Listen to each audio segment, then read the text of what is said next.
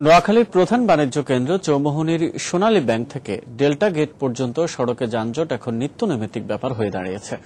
প্রায় 1 কিলোমিটার এই রাস্তাটি পার হতে কখনো কখনো সময় লাগছে 2 ঘন্টারও বেশি। ব্যস্ততম এই সড়কটি 4 লেনে উন্নীতকরণের কাজ শুরু হলেও গত বছর তা বন্ধ হয়ে যায়। ফলে পৌরবাসীকে প্রতিদিনই পোহাতে হচ্ছে এই দুর্ভোগ। নোয়াখালী প্রতিনিধি সাইফুল্লাহ কামরুলের পাঠানো তথ্য ও ছবি নিয়ে প্রতিবেদন।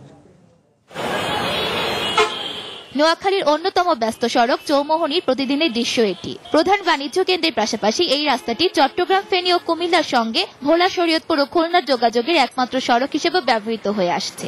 অন্যদিকে সড়কের দুই পাশে গড়ে উঠেছে অবৈধ দোকানপাট ও কাঁচা বাজার। এছাড়া রাস্তাটিকে ব্যবহার করা হচ্ছে বাণিজ্যিক প্রতিষ্ঠানগুলোর পার্কিং হিসেবেও। এসব কারণে ব্যস্ততম এই সড়কটিতে সারাক্ষণই লেগে থাকে তীব্র যানজট। বাসগুলো রোডের পাশে দাঁড়ায় যাত্রী উঠাইতে থাকে। এই জন্য এটা যদি পৌরসভা যদি এই ব্যাপারে কোনো সিদ্ধান্ত নেয় তাহলে সেটাই ভালো হয়। ফুটপাত দখল করে কোনোখানে মাল রাখে, কোনোখানে দোকানে ব্যবসা করতেছে, মাছ তরকারি বাজার ফুটপাতে চলে আসছে। আর ওই যে ফুটপাতে হকার বসে, এখানে জাম বাজে। যানজট নিরসনে 2008 সালে চৌমুহনী পৌরসভা গেট থেকে চৌরাস্তা পর্যন্ত 4 লেনের কাজ শুরু হলেও গত বছর তা বন্ধ হয়ে যায়। প্রকল্পটি বাস্তবায়ন হলে এলাকায় যানজট কমবে বলে আশা এলাকাবাসী। 4 লেন সড়কটি যে অবসরন্ত কাজ আছে, যেটি দীর্ঘ প্রায় 1 বছরের মধ্যে থেকে বন্ধ আছে, যত দ্রুত সম্ভব এই কাজটি সম্পন্ন করা যায়। আর রাস্তার উপর থেকে দোকানপাট তুলে দেয়া, মূলত রাস্তার উপর দোকানপাট বসার কারণেও যান চলাচলে বিঘ্ন করছে। 4 লেনটাকে যেন বাস্তবায়ন করে আমাদেরকে যানজট থেকে নিরসন করা হয়।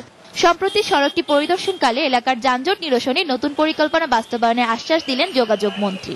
যানজট নিরসনে রাস্তা 4 লেন করার ব্যাপারে যে আমাদের অন্তরায়গুলো ছিল, বাধাগুলো অনেকটাই অতিক্রম আমরা আজকে করার পদক্ষেপ নিতে শুরু করেছি। দাগনভূঞা থেকে বেগমগঞ্জ পর্যন্ত এই রাস্তাটা প্রশস্তকরণ করা দরকার।